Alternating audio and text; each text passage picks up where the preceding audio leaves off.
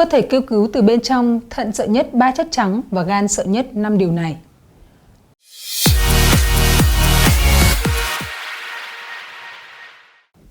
Thưa quý vị, các cơ quan nội tạng trong cơ thể luôn hoạt động mà không hề ngừng nghỉ. Vậy chúng sợ điều gì nhất? Video dưới đây sẽ liệt kê cho bạn những điều mà thận và gan cũng như là dạ dày cần tránh để cơ thể luôn mạnh khỏe. Bên cạnh những chức năng đặc thù, mỗi cơ quan nội tạng trong cơ thể của chúng ta đều có những kẻ thù riêng. Chúng được gọi là tác nhân làm nguy hại tới sức khỏe và làm giảm khả năng hoạt động của nội tạng. Thứ nhất là thận sợ 3 màu trắng. 3 nguyên liệu màu trắng này được chứng minh là nguyên nhân khiến thận suy giảm chức năng hoạt động, mắc các bệnh liên quan. Mặc dù chúng là những nguyên liệu, những thực phẩm phổ biến nhưng đừng ăn quá nhiều để không rước họa vào thân. Đầu tiên phải kể đến là muối. Thận được coi là bộ phận lọc máu, một trong những cơ quan chịu trách nhiệm trao đổi chất của cơ thể. Trong các bữa ăn hàng ngày, có tới 95% muối đi qua thận để thực hiện chuyển hóa.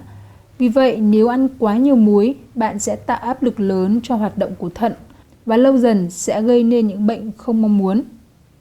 Thứ hai là đường. Đường được coi là kẻ thù của cân nặng. Ăn quá nhiều đường sẽ làm tăng nguy cơ bị béo phì và tăng lượng đường huyết. Tình trạng này sẽ dẫn tới rối loạn chuyển hóa và ảnh hưởng chức năng thận. Các nghiên cứu chỉ ra rằng người béo phì thường có tỷ lệ mắc bệnh thận cao hơn 50% so với người bình thường. Và chất trắng thứ ba chính là mỡ. Tương tự như đường, bạn nên hạn chế ăn chất béo, hay còn gọi là dầu mỡ trong bữa ăn hàng ngày.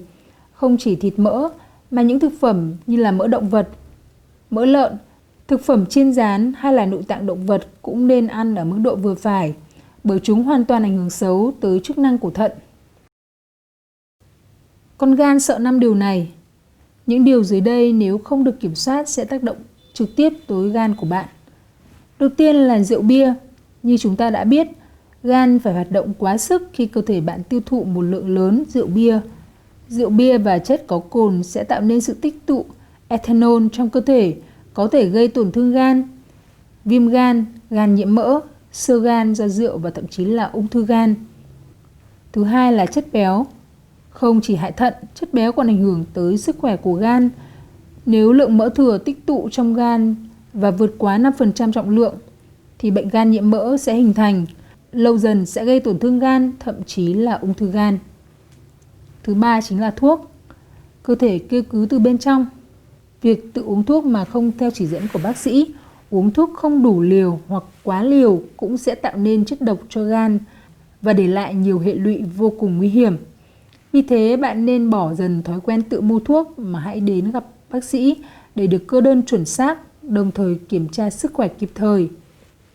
Thứ tư là giun sán. Thông thường nếu bạn ăn quá nhiều thực phẩm không được chế biến sạch sẽ thì nguy cơ nhiễm giun sán là rất cao. Sán lá gan thường sống trong cá nước ngọt.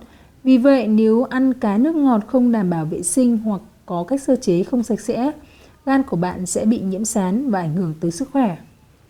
Điều thứ 5 cũng chính là điều cuối cùng, đó là nấm mốc. Nhiều nghiên cứu đã cho thấy những chất bám mốc trên thực phẩm quá hạn. Aflatoxin, đây được coi là chất gây ung thư loại 1 và ảnh hưởng mạnh mẽ tới gan.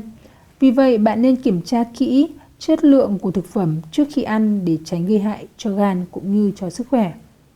Và dạ dày của bạn sợ gì? Dạ dày chỉ sợ một thứ. Nhiều người nghĩ rằng chỉ có thói quen ăn uống không lành mạnh mới có thể làm hại dạ dày. Tuy nhiên, những cảm xúc tiêu cực, lo âu, tức giận cũng sẽ gây tổn thương không tốt tới cơ quan này. Và trong clip là tổng hợp những điều mà các bộ phận như là thận, gan cũng như là dạ dày sợ nhất và các bạn nên tránh để có một nội tạng khỏe mạnh.